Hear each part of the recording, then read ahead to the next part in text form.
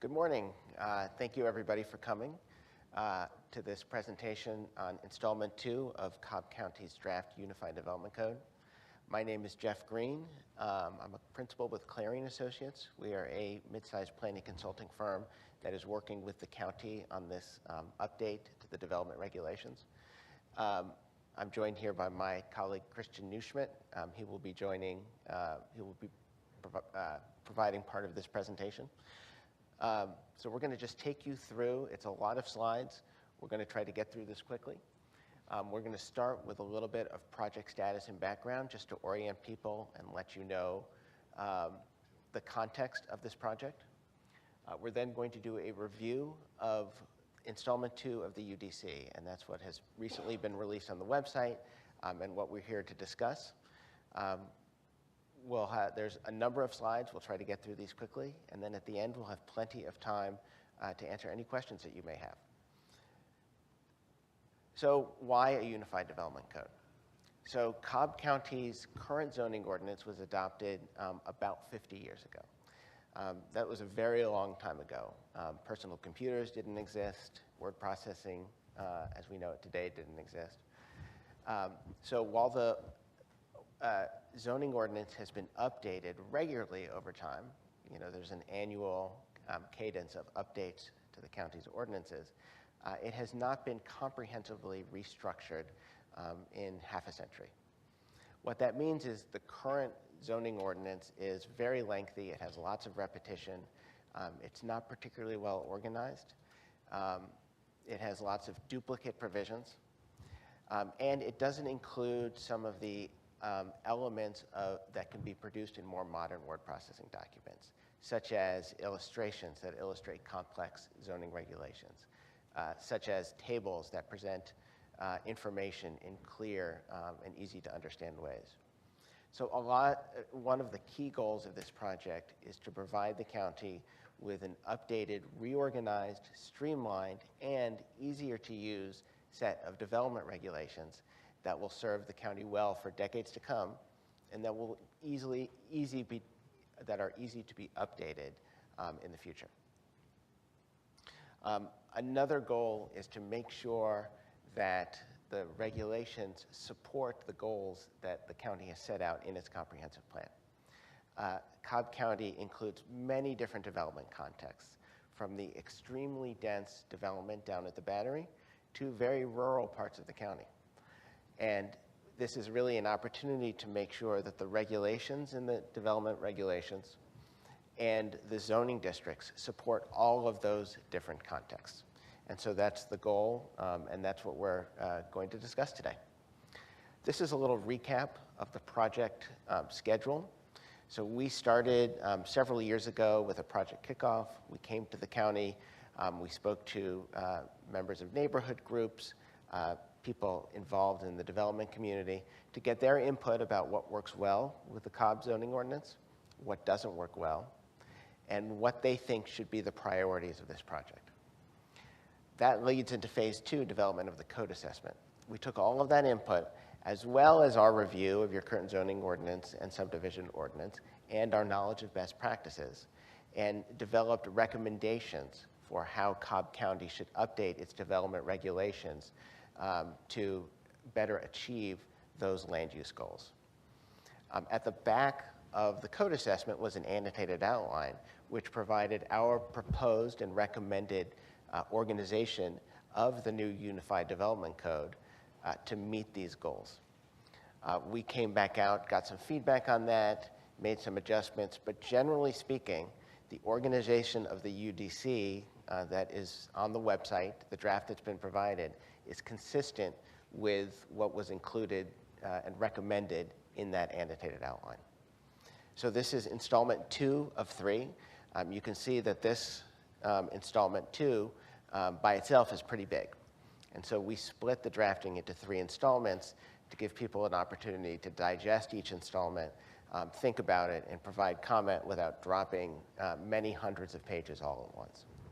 So after we have done installment 3, which is the next installment that'll be coming in the spring, we will do some testing in phase 4. The purpose of testing is to make sure that we're hitting the goals with the new UDC. In the testing phase, we will work with staff to identify several sites within the community to test how well the new UDC works. They can be sites with recent development. They can be sites where development has been proposed. They could be sites where the community has wanted to see, it could be a vacant site that the community wants to see some sort of development.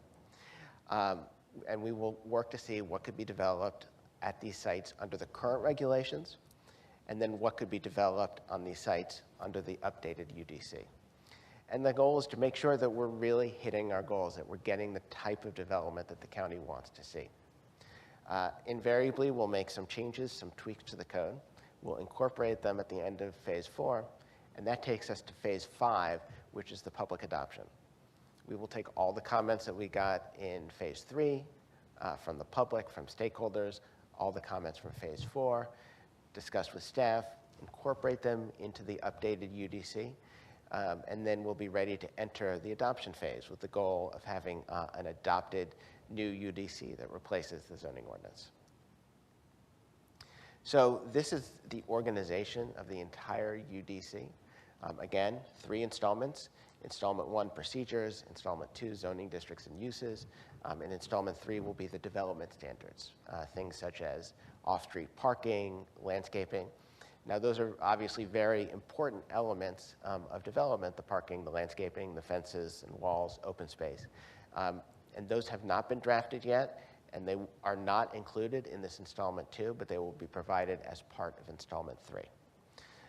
Installment 2 includes several key sections of the new UDC. There's Article 3, the zoning districts, and Article 4, the use regulations. And those really fit together. Those are really the basic components of any set of development regulations. The zoning districts, every land is assigned to a zoning district, and the zoning district establishes the basic parameters of development, any required setbacks from the street, any required setbacks from neighboring property, the maximum height, the maximum amount of lot coverage, and the minimum lot size. The zoning districts also identify what uses are allowed on that site, whether you can build only single-family dwellings, whether you can build a hotel or a shopping center or a factory. And again, that's linked to Article 4, which is where all the use regulations have been consolidated in the new UDC. We've also included Article 9. These are our definitions, our rules of construction and interpretation and measurement, which we'll talk about later. As I mentioned, we delivered installment 1 some time ago. It is actually included in the draft that you'll find on the website. Christian and I did not come out to do public presentations on installment 1 because it's very administrative. We have really very much carried forward the existing procedures for land development within the county. But we wanted to make sure that everybody had an opportunity to review it. So the installment that's on the website includes Article 1, the general provisions for the code, Article 2, the administration, as well as Article 7, nonconformities. Nonconformities are the regulations that govern property that was developed legally when it was developed, but because of changes in the code, it no longer conforms with what's allowed today. It may be a use that's not allowed in a particular zoning district, or it may be a structure that's too tall or that goes over, extends beyond the current setbacks in a zoning district. One thing I do want to point out is that we want to be clear that this is a comprehensive rewrite. So really every page of this UDC is different from your current zoning ordinance. But based on a lot of the feedback that we received during phase 1 and phase 2, there was a desire to maintain a lot of the substance of the ordinance, the things that make Cobb County what Cobb County is. One of the things we heard was that people really love their single-family neighborhoods and want to make sure those are preserved. So, as Christian will talk about later, all of the single-family zoning districts are essentially the same, but they look very different. They are organized in a very different way. We want to make sure that people understand what is new, what has changed, and what has not changed. So there are copious footnotes throughout this document. You'll find them at the bottom of just about every page. And the footnotes identify whether a particular provision or a particular section is just carried forward from the current code. We have tried, there's very few sentences that have been carried over without change. We try to clarify, change the language, have a consistent style throughout. It will identify if it's mostly carried forward, but we've made some tweaks, some changes to some of the provisions. And it will identify if there's a new provision. It could be something based on our knowledge of best practices. It could be something that was identified in the code assessment. And we've gone ahead and identified that in those footnotes. So the footnotes are a really important part of this draft Unified Development Code installment. So these were the 5 key themes, the key goals that were identified for this project in the code assessment. Installment 2 really gets at these first 3. First, create user-friendly regulations. Make a unified development code that is clear, as concise as possible, and easy to understand for everybody. Residents of Cobb County, landowners who want to do something with their home, developers who are looking to do projects in the county, planning staff, so that they have clear guidelines and regulations to work off of, and the county commissioners, so that they understand the standards that they need to consider when they're making a decision on an application for a rezoning or any sort of land use permit. Theme 2 is to update and modernize the zoning districts and regulations. We have provided some additional zoning districts that support types of development that are identified in the comprehensive plan. And we've also reorganized the zoning districts so they're, again, easier to understand and so that important information is right up front. And finally, support the development of additional types of housing. We've done a little bit about that. What we've done is we've defined some additional types of housing. This is very much a reorganization and a user-friendliness effort. We know there's a lot of talk about different policy decisions that might be made with respect to land use. And we've generally stayed away from a lot of that. We've tried to respect the fact that it's important to get this new baseline UDC for the community.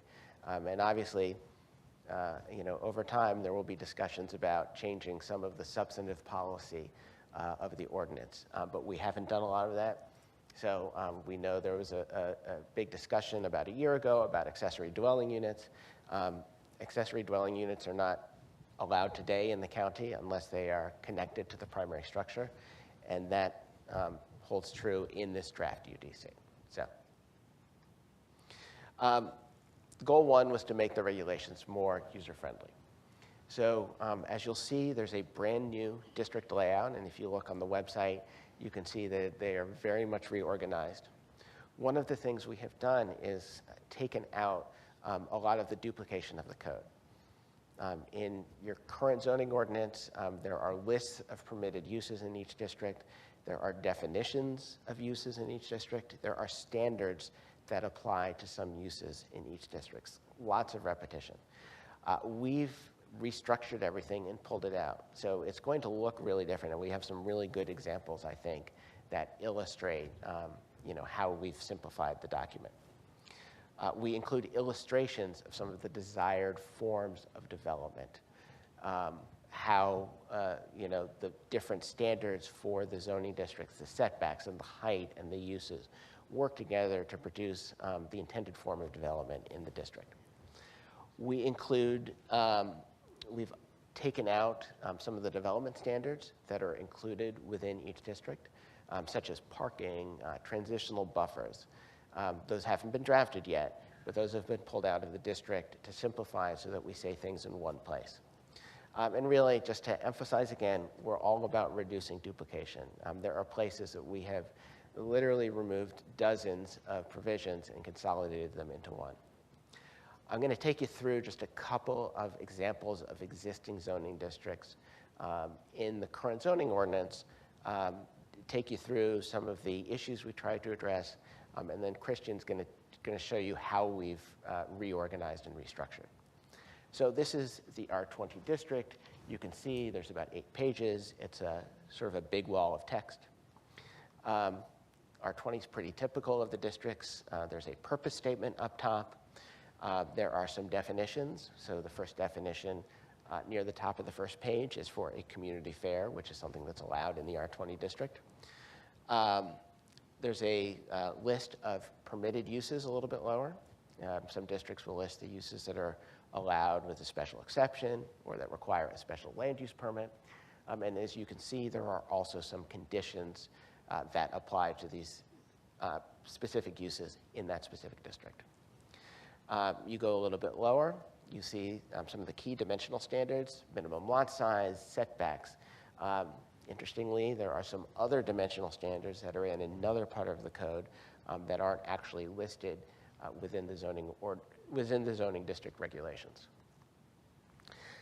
And finally, you have some general standards. So these are the standards for accessory uses and structures, and identifies how far they need to be set back and limits on size and the regulations that apply depending on the size of an accessory structure.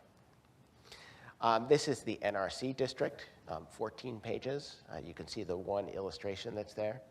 It includes all of those components, the list of permitted uses, the purpose statement, the definitions.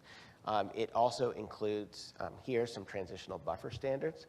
So adjacent to residential property in the NRC district is required to provide this type of transitional buffer between properties.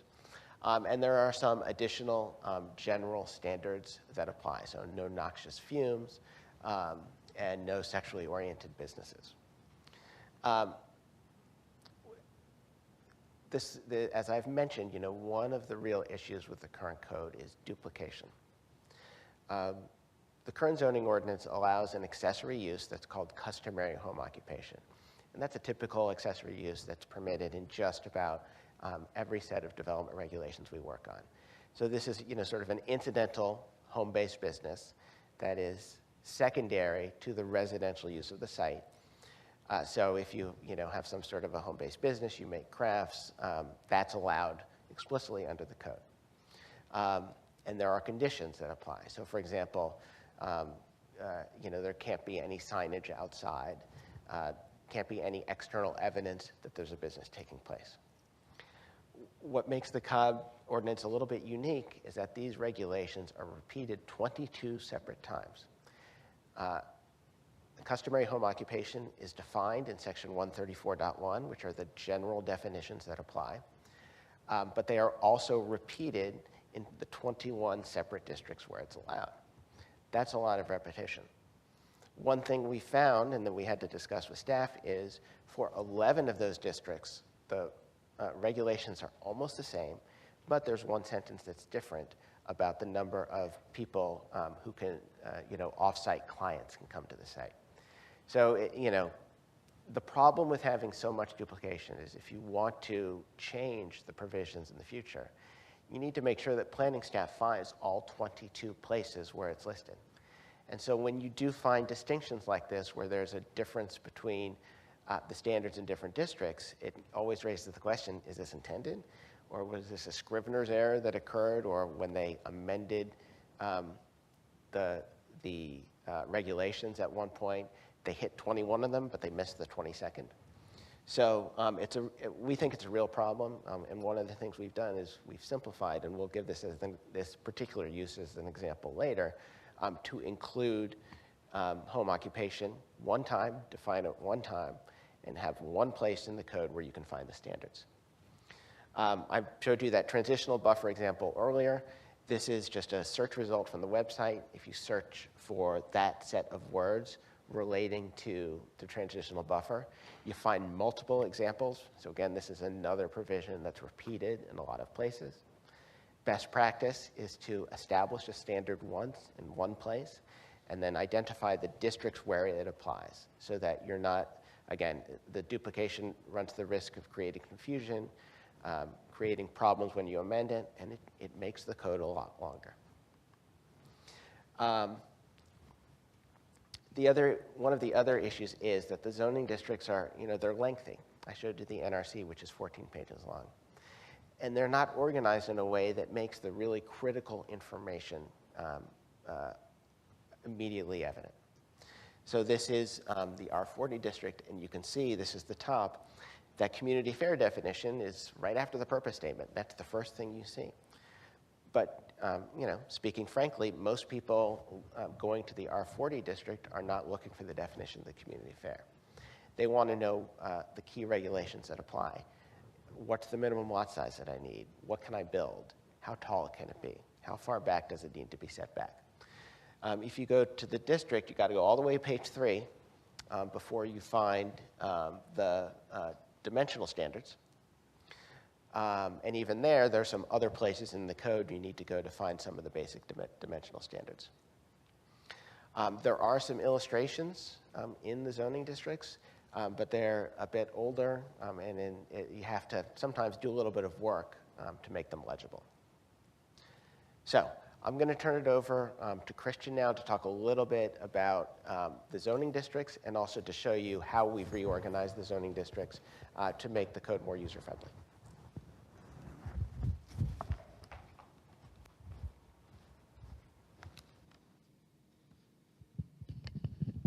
Thank you, Jeff.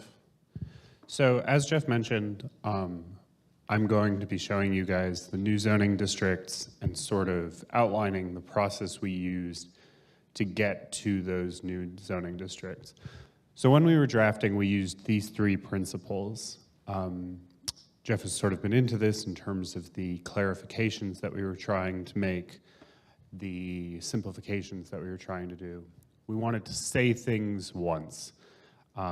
That can include stuff like not having the same use standards repeated 21, 22 times, but it also includes things like cross-referencing standards that are located in one part of the code so that they don't need to be located in all of these different areas of the code. Since this is a digital document as well as a printable PDF, that makes it so we can just click on the cross-reference itself, and it'll take you directly to the part of your code that you want to be located in to learn about those regulations. This is very useful on a document use front too, so that someone, a developer, a homeowner who wants to change the type of development they have on their property doesn't need to have total mastery of the code in order to be able to use the code. Rather, they start at the table of contents and then they continue through the different sections of the code simply by clicking on the links, rather than they needing to have some mastery of knowing where everything is located. So we've really tried to improve the document as a reference document. We've also tried to say things clearly. We've taken out a lot of the legalese. You won't see any heretofores or as to evers or things like that. And we've also tried to clarify the way in which things are measured as well. So in Article 9, which Jeff will get into after I talk about districts, we have a section about rules of measurement. That's like stuff like, what does a day mean? Or is the year measuring from, or what does bi-weekly mean? Is it twice a month or is it twice a week? We just say it straightforwardly in the document so that you don't have to be figuring that out and talking to your lawyer. We really want to make sure that if you're a developer, you don't have to talk to a lawyer to use this code. And then the last thing we've tried to do when we're drafting these districts and drafting the rest of the code is we try not to make changes just to make changes. We've gone through the code before in the assessment. We've identified the areas in which we think there need to be changes made. Some of these are linguistic changes, some of these are structural changes, but we're not just going and saying, hey, let's rewrite the thing from scratch. The stuff that is good already, we've really tried to keep around. Jeff showed you guys what this district looks like in the current code. It's that 8-page spread. We have tried to break it down to just being 2 pages. The way we've done this is by moving the uses out of the district into a use section, moving specific development standards that pertain to that district to the development standards section, and then only putting the standards that apply to all uses and all development in the district itself. So you have this nice 2-page spread. When you crack open the zoning code book itself, it's just the 2 pages, and so you can get here from the table of contents, and it'll direct you the rest of the way. It opens up with a purpose and intent statement. The purpose and intent statement tells you why the district is being included in the zoning code. It'll tell you if that corresponds to some area of the comprehensive plan. It says basically like the comprehensive plan wants this. The county commissioners think that this is a relevant thing to have in the county. Here's why it's here. And here is a sort of like basic synopsis of the character of the district and what this might look like on the ground. Then we have a quick reference to the use standards, which directs you to Article 4, which we'll be talking about in a bit. And then the table of dimensional standards, which has your minimum lot area, your minimum tract area, that's your entire subdivision. So there are a couple of districts where you can't start the new district unless you have acquired a certain amount of land, and that's to make sure that you're getting really high quality developments. You've got your minimum floor area, that's the square footage of the building itself, the height of the building, lot frontage, and then your setbacks. There are also a couple notes here if there are specific description or specific things that you can't get into the table but pertain to some of the measurements in the table, and we've articulated those there. We then have this image over here, which corresponds directly to the table of dimensional standards and shows developers, shows homeowners exactly what all of those things mean. Those are also iterated in the rules of measurement in Article 9, but you can get a very clear picture of what the code is talking about simply by looking at this diagram. Another convenient thing about these diagrams is it provides a little bit of context as to what the county is looking for in those districts and what constitutes appropriate development. So you've got, a single family home in the residential districts. You might have a small business in your NRC district, an industrial building in your industrial districts.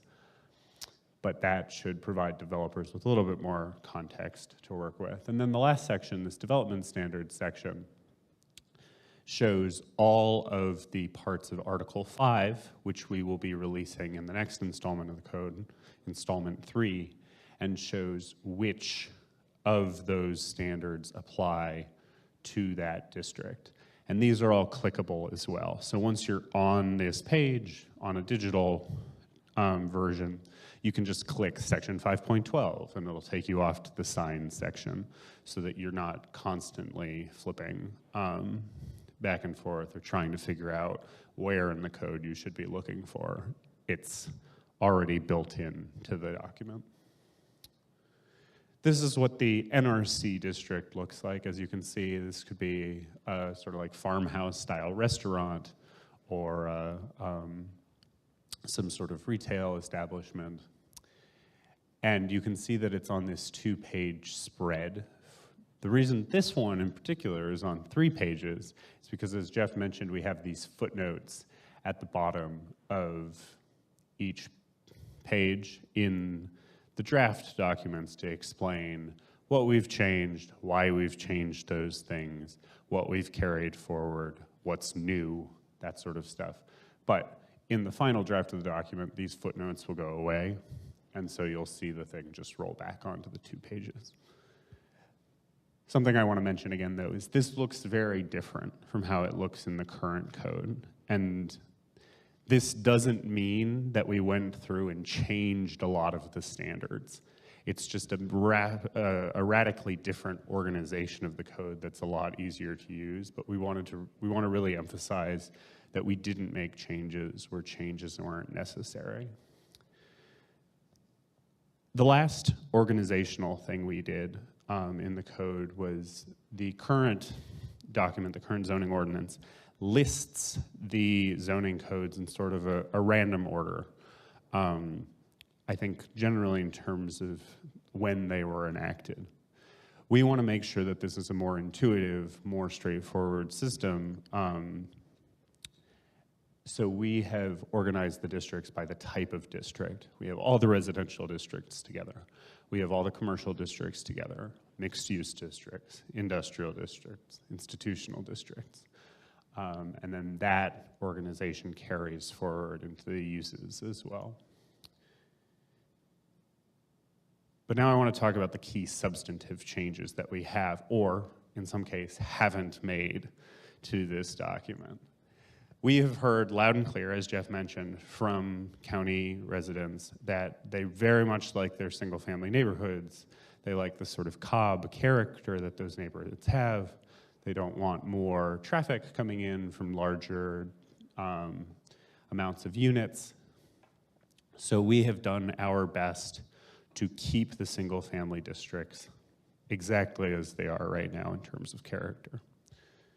I'll get a little bit more into some of the specific cosmetic changes that we've made and ways we've ironed out some of the contradictions in the current code, but we've really made an effort to not change anything. So if any of you find ways in which you think it has been changed, please reach out, because we didn't intend to make those, and those are probably slight errors on our part, and we'll try and get that ironed out as we move into the final drafting process.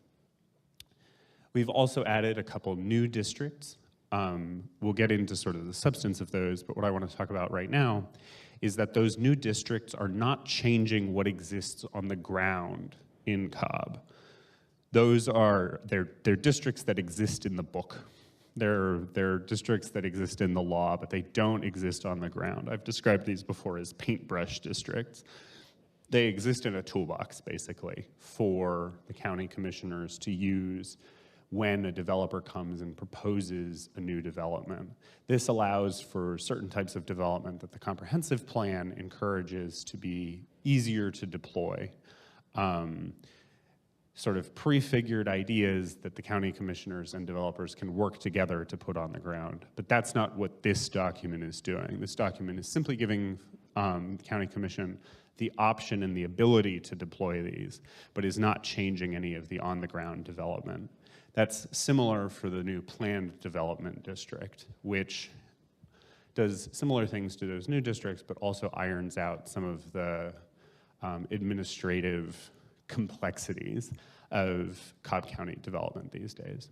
Now, I'm going to go through each of these districts and each of these groups of districts one at a time to sort of show you the big and the small changes that have or haven't been made to each section. I'll flag when we hit one of these big key changes as well, and otherwise I'll just move on through the little ones. If anyone has any questions, feel free to raise your hand. All right, so for the single-family detached districts, your first group, our goal, again, has been to make very few changes to this. We haven't changed minimum lot sizes, we haven't changed heights, we've kept it very much exactly the way it is, densities, et cetera. The only places we have made changes are where there have been contradictions that exist in the current code, and these typically relate to setbacks. The current zoning ordinance has a table of bulk regulations being your sort of dimensional standards, setbacks, height, density, that sort of thing. And then also has a list of standards, typically in subsection 4 for each of the districts themselves. That was that little black and white diagram that Jeff showed you guys earlier in the presentation. Sometimes the measurements in those little black and white diagrams and the measurements in the table of bulk regulation standards are not the same measurement. So what we've done is taken those contradictions to staff and said, hey, staff, this doesn't line up necessarily. We want to make sure that this isn't an arbitrary or ambiguous regulation. Which one of these is the best fit for this district going forward? Staff has made their selection, and then we carried forward that regulation. So the only change you see in these single-family detached districts, other than the format, is making sure that there's just one setback regulation for each setback and not two pick it out of a hat style ambiguous ones. Other standards, your development standards, your use standards, those haven't changed either. We've done our best to make sure that the uses that are currently allowed in each of the residential districts are the same uses in the new UDC. Your landscaping requirements, your lighting requirements, fences and walls, that sort of stuff, that's all the same as well. Again, if you see somewhere where it looks like where a change has been made, please reach out to us and we'll try and get that fixed so that there haven't been any changes made. So that's our first key change. Again, it's not a change. All right, the second group of districts are our single-family attached districts. Attached districts basically means you have a building, one building, but multiple families live in that building, but they each have different entrances to the units in that building. So these are your duplexes, your triplexes, your fourplexes. These districts allow for what we call missing middle housing, which allows for more housing options, generally more affordable housing options.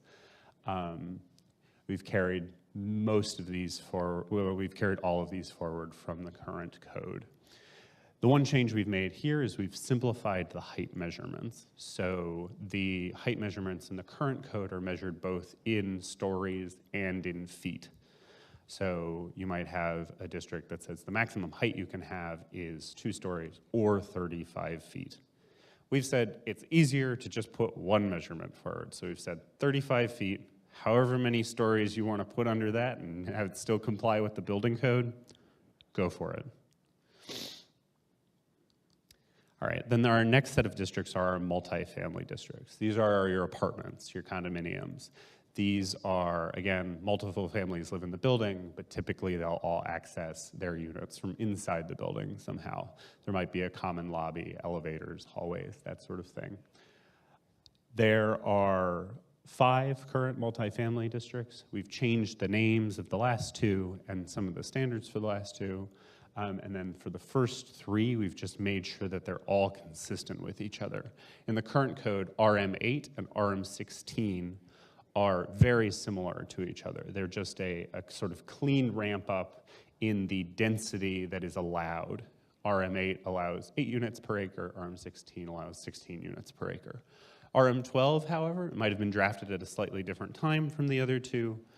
The standards are a little bit less straight. They don't run smoothly from RM8 to RM16, so we've done some amendments to RM12, so it's just a steady ramp up. You've got RM8, 8 units per acre, RM12, 12 units per acre, RM16, 16 units per acre, and you don't have that sort of change in the way the district is formatted on the way up.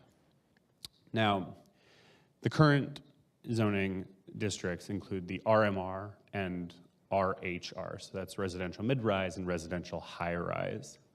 We have made those districts easier to apply, require less discretion from the Board of County Commissioners, and we have also slightly reduced the maximum density for those districts.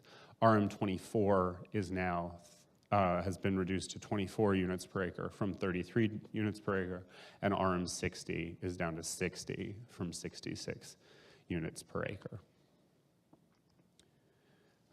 All right, so those are your base residential districts. In commercial and office, we've also done not that many changes, again, mostly to the format. We've reduced contradictory setbacks, like for all of the residential districts. For the neighborhood commercial district, NRC, we have taken the design standards that exist in the current code, and we've replaced those with general design standards. That makes it easier to apply these, more straightforward for developers. We have also taken the impervious surface coverage measurement and made that uniform for a lot of different districts. Impervious surface coverage measurements basically say, here is how much of your lot that you can cover with building, cover with pavement. And this is often a thing to protect stormwater permeation so that you don't end up with a lot of runoff into your streets, but it allows for stormwater to run off into the ground. Right now, the code is somewhat ambiguous as to what that measurement is for a lot of the different districts. It's either not mentioned in some districts, or it is mentioned and then it's contingent on the comprehensive plan, or it's very ambiguous. For everything except for the multifamily districts, we've just gone ahead and set that, for the commercial districts and industrial districts, we've set that lot coverage at 70% across the board. All right, this is our big change number 2, these mixed-use activity center districts. These are new. These replace the UVC, PVC, and OHR districts in the current zoning ordinance. The reason we're doing this is we want to allow more mixed-use, walkable development by right in appropriate areas of the county as designated by the comprehensive plan. The mixed-use districts, or mixed use right now in Cobb County, is mostly done by taking an existing district, let's say a commercial district or a residential district, and attaching a copious amount of stipulations to that district during a rezoning process. This obviously has allowed for things like the Battery, which is a very successful mixed-use development, but it is it's not a straightforward path by which to actually get mixed-use development, because everything is a deep conversation between the developer, between the public, and between the Board of County Commissioners. We want to make it easier for these mixed-use districts to happen. So we've looked at some of the developments that have these stipulations attached to them and said, hey, what is stuff that is getting approved through the rezoning process that we want to allow by right? And we've added that in each of these mixed-use districts. Again, these mixed-use districts do not exist on the ground right now. These are things that developers can come in and say, hi, I would like to build a development. It's got some commercial, it's got some residential. I think this would be a good fit for, say, the MXN district. And the Board of County Commissioners would say, yeah, that seems like a good fit for the MXN district. Let's make that happen. And they will approve that, hopefully with significantly fewer stipulations than you would see, because they're not essentially trying to create a mixed-use district by altering one of the current districts. There's already a mixed-use district built for them. Some of these stipulations include things like sidewalks on both sides of the road, or the width of the sidewalk, or having a requirement that buildings be pulled up toward the road or pulled up a certain amount of feet to the roadside, or where parking needs to be located. That's all built directly into these districts. I'm going to go through each of the districts now and explain what they're going to look like if the Board of County Commissioners decides to apply them. So our first district, our mixed-use neighborhood district, is allowed to be applied in the neighborhood, community, and regional activity centers as designated by the comprehensive plan. This is sort of traditional Main Street style development. You've got some walk-up apartment buildings, you've got your first floor retail, maybe you have a grocery store mixed in to one of these developments. For mixed-use buildings and purely commercial buildings, we've set a maximum floor-to-area ratio of 0.4. And for purely residential buildings, we've set a maximum density of 8 units per acre within this district. It's got a maximum height of 40 feet. Build-to zone, again, that's how close the building needs to be pulled up to the street, is 15 to 50 feet. And then we've set a block length of 300 to 1,000 feet. Block length is intended to create a sort of pedestrian corridor, make things very pedestrian scale. We don't want to have sort of cut-throughs of the building every 50 feet or so. We want to have a sort of consistent building facade on one side of the building, or on the sidewalk side of the building.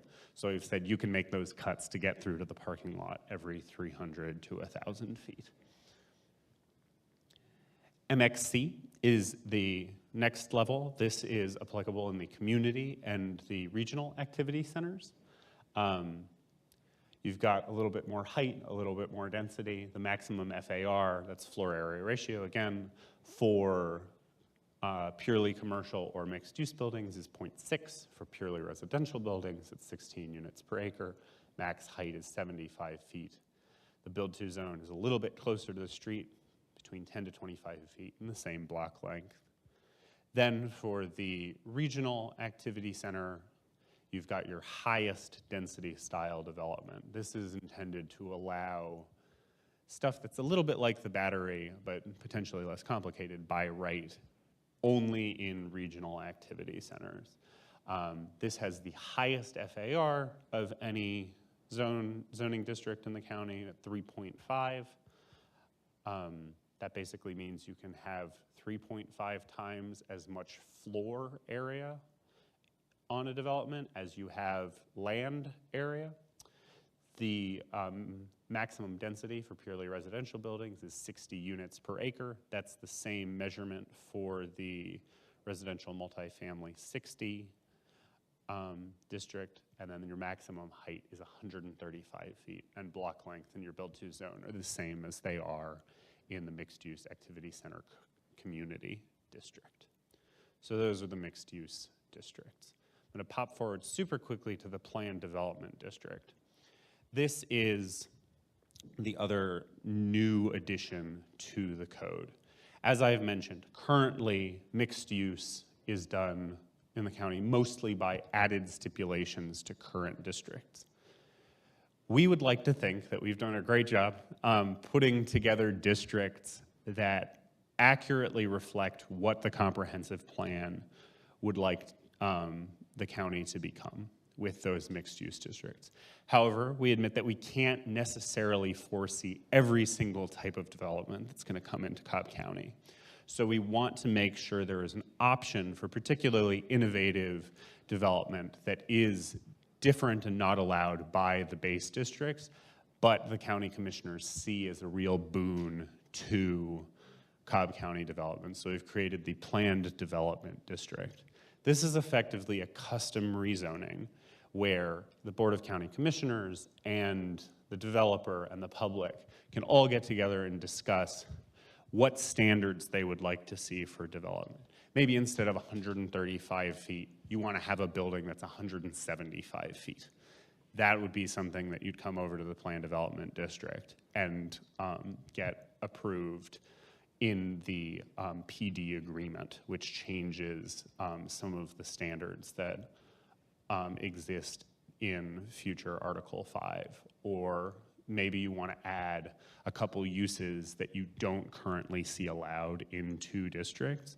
Maybe you want to put together, say, some office districts with some different types of residential areas, but you really want to have a custom development that doesn't really fit with any of the base districts, but is still a really good fit for Cobb County. We've also made sure that, unlike in the current system where sort of any stipulation is up in the air, this district allows for very specific changes to the development standards. For instance, it's important that flood damage prevention remain the same throughout whatever district you're in. You don't want to be a building in the floodplain no matter what. So we've said in these PD districts, you can't change the floodplain standards. However, if you would like to change the sort of tree mix or width of a buffer area that you'd like, or you'd like to use a little more shrubs versus a little more trees, that's something that can be changed. The location of parking can be changed. The way your street network winds through your planned development can be changed. That's all on the table, but we want to make sure that the big stuff, especially things that pertain to physical safety, are retained the same way. I also want to emphasize that this, like any rezoning, proceeds entirely through the public process. You're still going to have your neighborhood meeting, you're still going to have your public hearings, you're still going to have public notification. It's going to be taken to the planning board for their recommendation, and it'll eventually go to the Board of Commissioners. All right, last few districts. The last base districts we've got are these industrial districts. Very similar to the office and commercial districts, we've changed the lot maximum to a uniform 70%, and we've simplified applicable setbacks. All right, the last type of districts I want to talk about are the overlay districts. We have general overlay districts. This is the open space community overlay, the airport hazard civilian overlay, the airport hazard military overlay. An overlay district adds extra regulations in a specific area to the base district or amends certain standards within the base district. Let's say for the airport hazard districts, what this is essentially doing is saying planes land on the runway and they come over whatever development is beneath the path of that landing on the way to the airport. We ideally wouldn't like, say, a school to be in that landing area in case something goes wrong. That might be a better suited place for an industrial facility or something like that. So the airport hazard overlays sort of restrict and limit and recommend different uses for those safety areas nearby airports. The NCO districts, however, the neighborhood conservation overlay, those are another thing in the toolbox. They're not even districts right now. They are a process by which to create new overlay districts. And again, we've heard from the residents of Cobb County that they would really like to see preservation of the neighborhoods that they care a lot about, neighborhoods that might not necessarily have been developed as part of a homeowners association and thus don't have the sort of private regulation that exists in an HOA, but are nonetheless neighborhoods with a lot of character that the residents would like to see continue to have that character and not be developed in a different sort of way. So we've created this neighborhood conservation overlay process, which allows for folks in the neighborhood to come before the Board of County Commissioners and to discuss what it would look like to preserve certain design standards, certain dimensional standards in their neighborhoods so it maintains a certain character. Lastly, we have the design overlay districts. The current zoning ordinance includes the Austell Road Design Overlay District, which sets certain design standards like what color bricks you can use in a wall, what types of lamp posts you can use, the various colors that you see in an area. That already exists in zoning ordinance, but there is also a separate document of design guidelines for the Atlanta Road Design Overlay, Canton, Dallas, Johnson, McLean, Vinings Village. We have said, this is nice that they've been guidelines, but we would really like these guidelines to be practiced. So rather than them being guidelines, in the new UDC, they are requirements. And finally, we have the retired districts. The current zoning ordinance has a couple districts that there is a direction to the Board of County Commissioners not to rezone districts to that, not to rezone land to that district anymore. This is mostly to avoid making current development non-conforming and allow it to still be conforming by continuing to have that district. But in, say, like the UVC, PVC, and RRC districts, we've replaced those with better versions of them, with those MX districts. And so while we still want to allow development that exists in the PVC, UVC, and RRC district, we also want new development of that sort to be routed through the MX districts. So we have taken all of these districts and we'll be moving them to a UDC appendix. They will still be active binding districts that people can develop in if they are already in this district, but we don't want new land being zoned to these districts. All right, I'm going to turn the presentation back over to Jeff, and he's going to talk to you guys about Article 4, uses. Thanks, Jeff. Clicker. Thank you. Okay, so that was a lot about zoning districts. Thanks everybody for bearing with us. We're going to now talk about use regulations. And use regulations are very closely connected to zoning districts. Zoning, the key things that a zoning district establishes are the general bulk of development, how tall it can be, how far it needs to be set back, but also what you can do with the development, what kind of use you can to build there.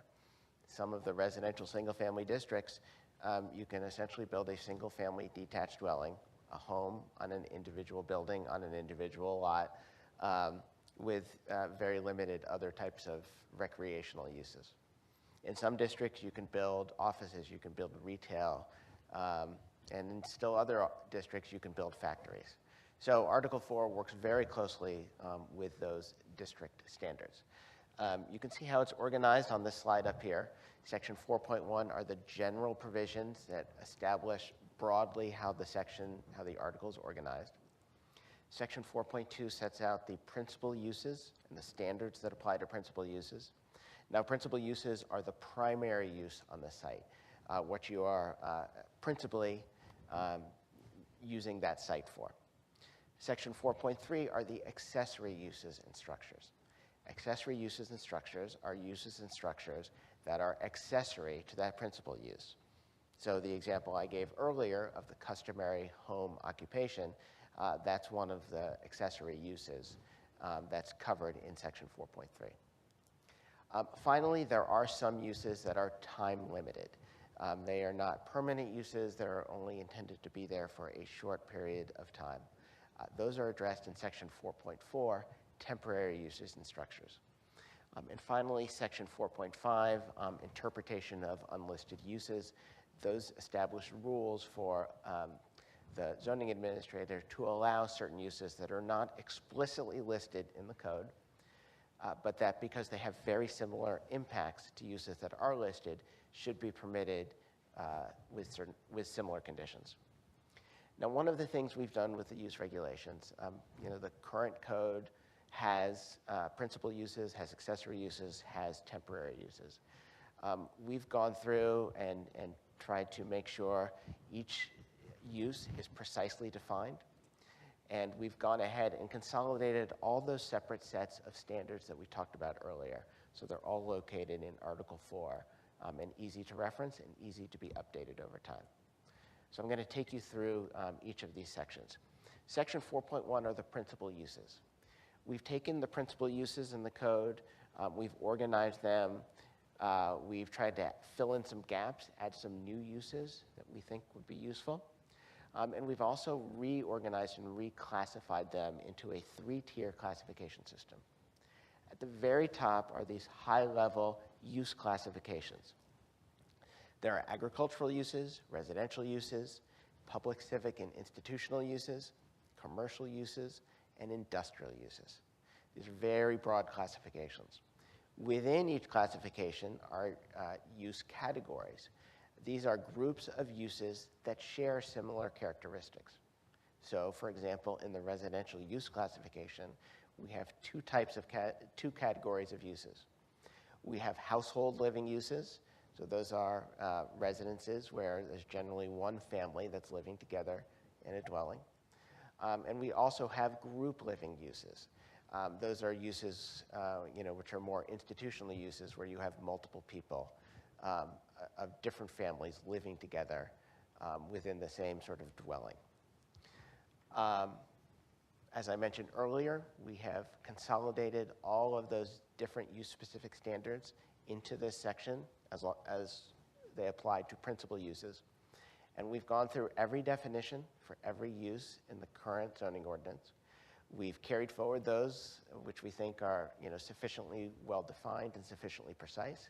We've drafted some new definitions, some to replace some of your existing definitions. And there's other definitions which we've made some changes, sometimes just to conform to the language and style of the UDC, and in some cases in order to make it more clear. So let's take you through the use table. So this is an excerpt from the principal use table. You can see that the blue shaded, the black text with the blue shading, that's the use classification, residential uses. You can see the use category for household living. And then below that, you see each of the individual uses. If you look across the top, you can see each of the zoning districts within the new UDC, not including the retired districts. If you look at the intersection of the cells where the use rows intersect with the district columns, you can see letters that establish the permissions that apply to each district. The P means that the use is permitted by right. So obviously it needs to comply with any use-specific standards, any of the general standards in the UDC, all of the dimensional standards, but there's no special permission you need to get from the zoning department. The S means the use is permitted as a special exception. The L means that the use is permitted, but only after you get a special land use permit from the Board of Commissioners. The A, when used in a planned development district, means that the use is allowed in that planned development district, but not every use is allowed in every planned development district. It needs to be listed in that PD plan that is established when the planned development district is adopted. And finally, we have at the very right the use-specific standards.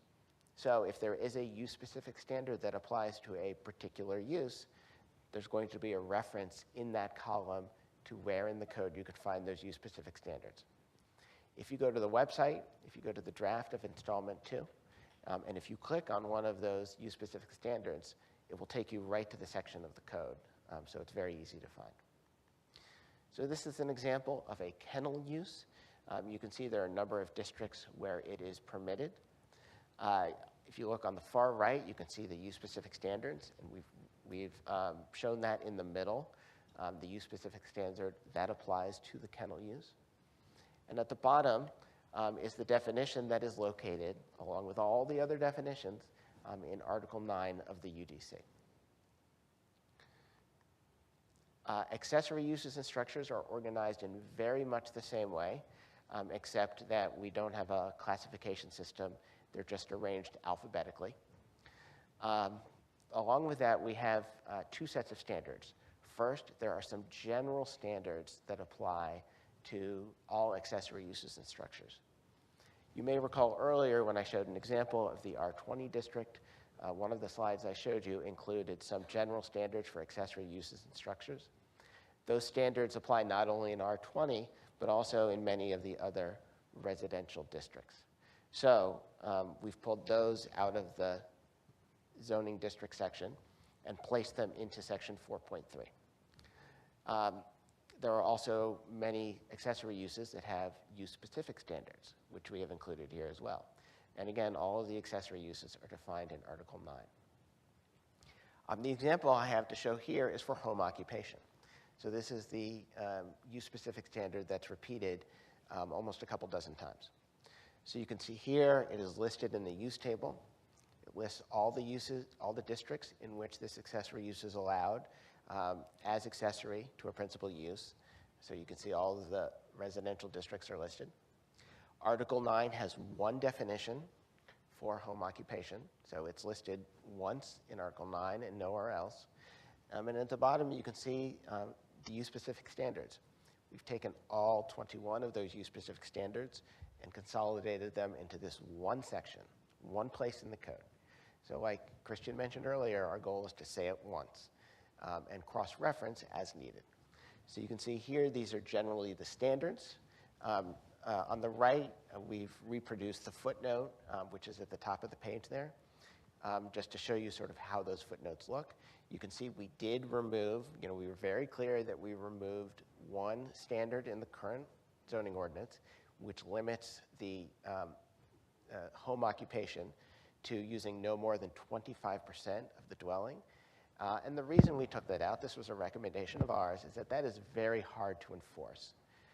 It's just very difficult to enforce how somebody's using the interior of their house from a code enforcement perspective. The zoning office code enforcement can't just go into somebody's house and see how they're using it. And in a lot of home occupations, it would be hard to figure out, well, what part of the house is actually being used. So it's our recommendation that that come out, so that's been taken out of this code.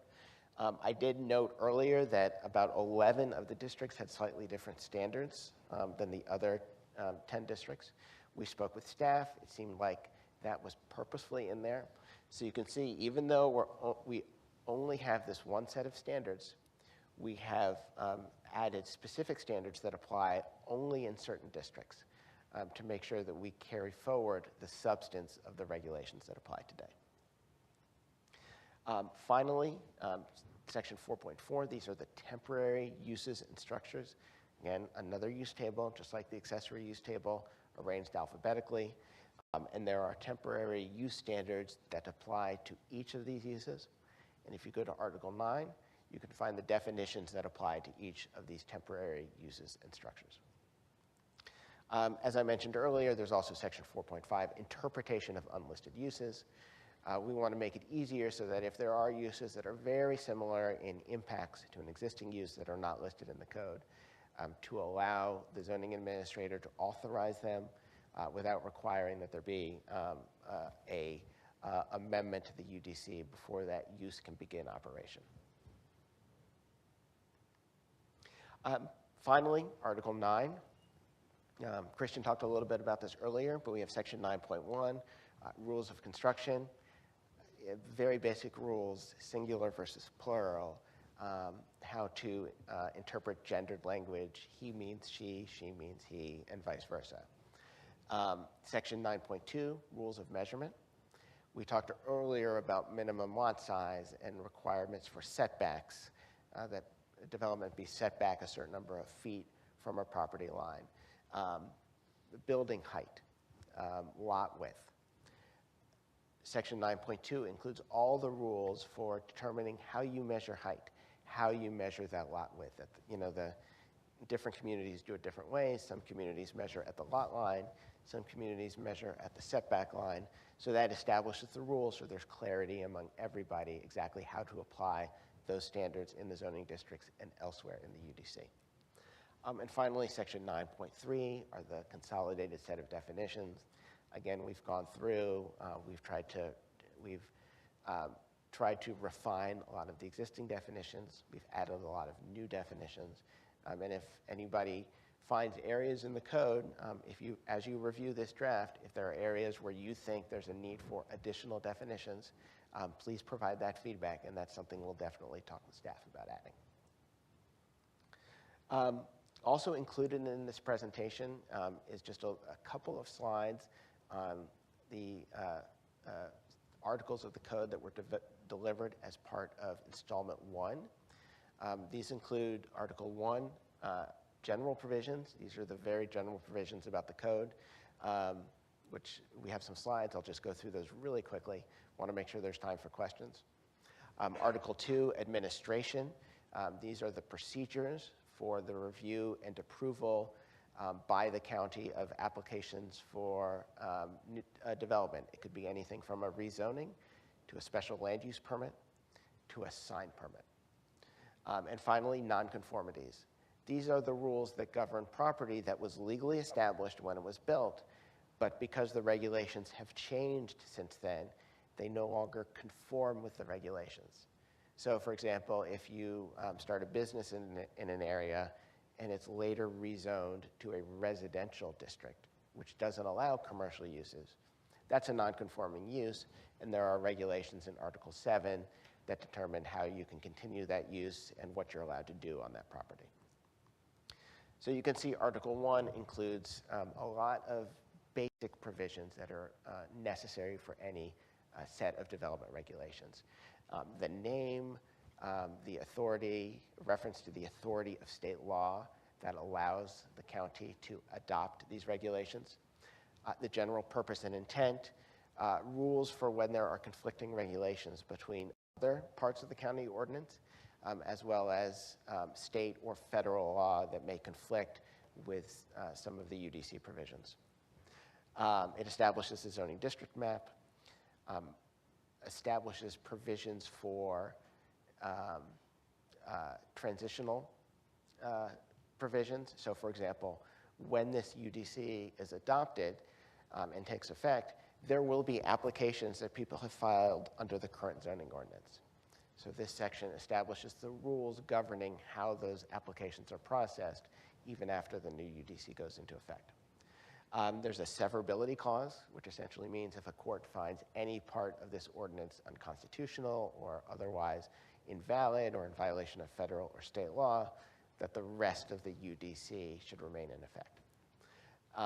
And the other big one is the effective date, so that establishes when this UDC becomes effective. Article 2 establishes the administrative procedures. We have really carried forward a lot of the substance of the procedures.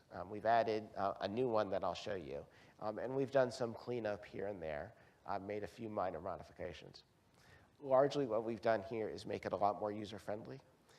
There are now, in section 2.3, a clear list of all the different advisory and decision-making bodies that are involved in the development review process.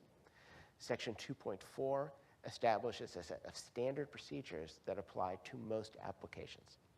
So whether you're applying for a rezoning or a sign permit, you need to actually submit an application. And so that establishes the general rules for submission and what that looks like, and the process that the zoning division uses to determine that the application is complete and ready for processing. Finally, section 2.5, those are the specific application review procedures. It identifies which of the standard procedures in section 2.4 apply.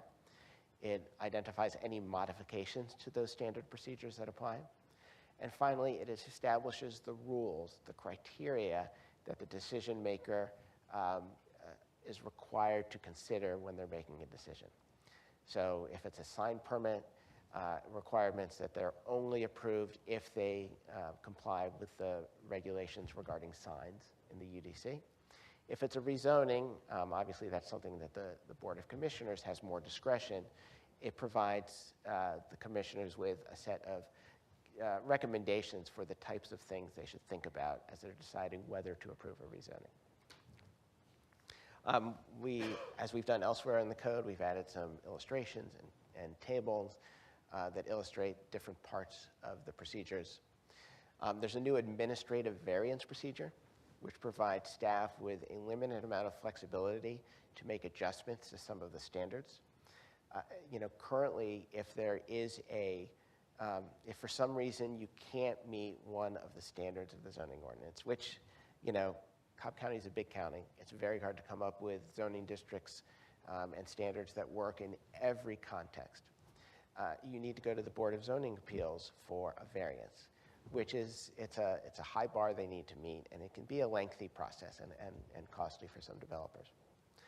With an administrative variance, there's very limited changes that staff is allowed to make if the particular characteristics of the site require that there be a modification.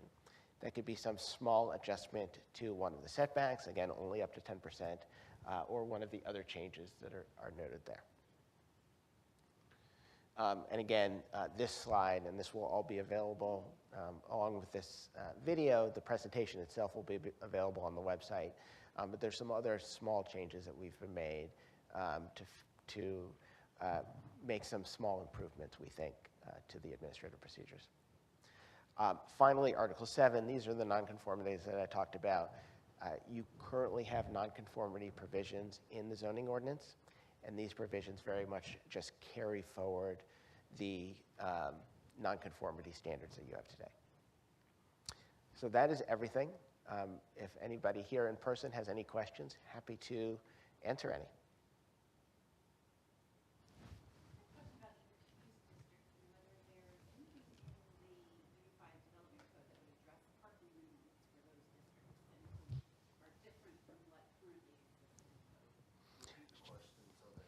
Yeah, absolutely. So the question was whether there was anything in the new Unified Development Code that addressed the parking regulation, the required parking in these mixed-use districts. Short answer is yes and no. Longer answer is yes, there will be, but they have not been drafted yet. They'll be delivered as part of the development standards in Article 5, as part of Installment 3. Did you have any recommendations regarding that?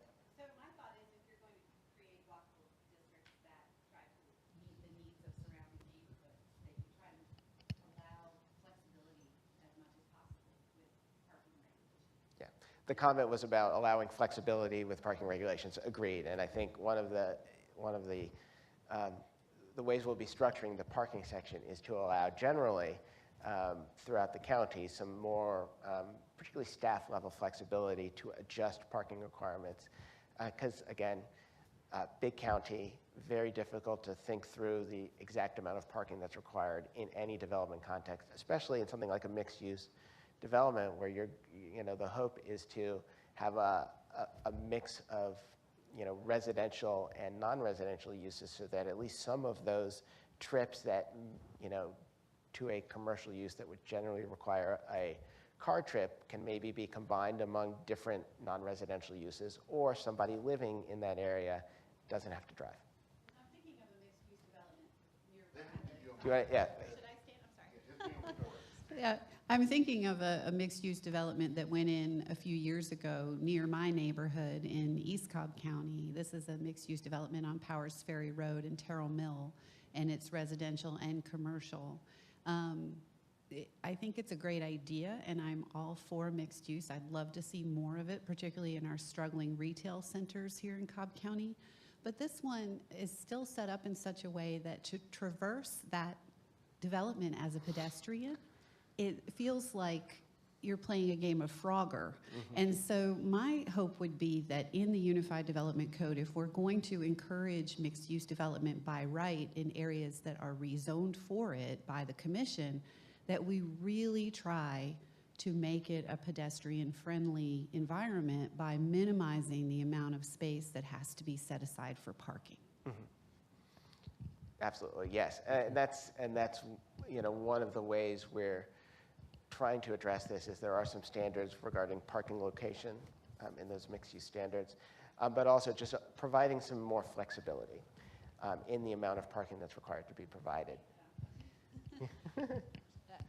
To me, I've lived in Cobb for over 30 years, and I'm not a professional. I have just a layperson's interest in this whole process. But my thought is, if we're going to, let's really do it, let's not just use buzzwords like mixed use. Let's really do it and create some positive change. Thank you. Thanks. Thanks. So I also want to talk a little bit about the mixed-use districts. I actually think the inclusion of the mixed-use districts in the PD are a really good evolution for Cobb County. If we think about the types of developments that are being successful in our region, having zoning classifications that allow that opportunity is really important. I think the biggest question that I have is about the MXC district.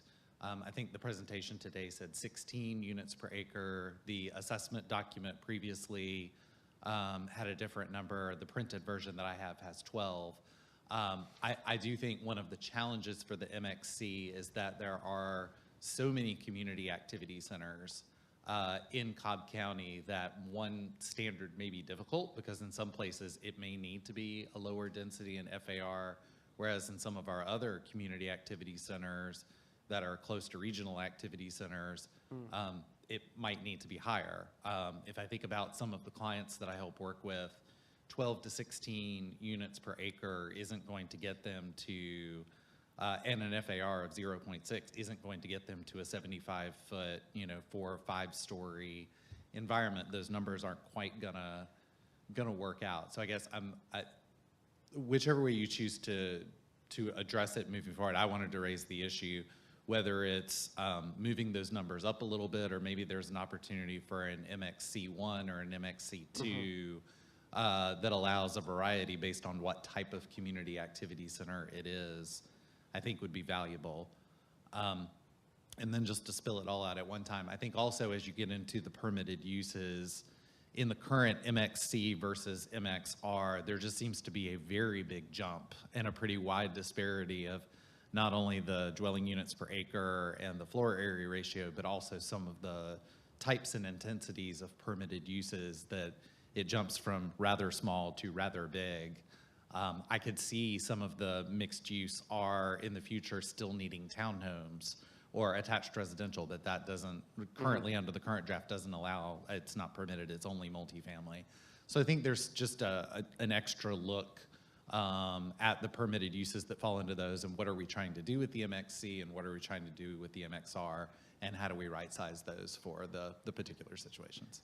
Thank you. That's helpful feedback. And that's, I mean, these are new districts, and we're you know, trying to thread the needle of establishing, you know, workable requirements and, you know, understanding the sort of desires of the community. But that's great feedback, and we will talk with staff about that and figure out both the uses and the intensity and density standards that you mentioned.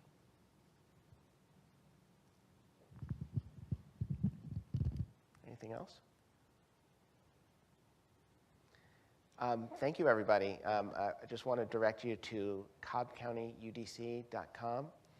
That's the location you can find a copy of the draft installment 2 of the Unified Development Code, as well as a survey that's online where you have an opportunity to provide feedback, and you can also send feedback via email. So thank you very much.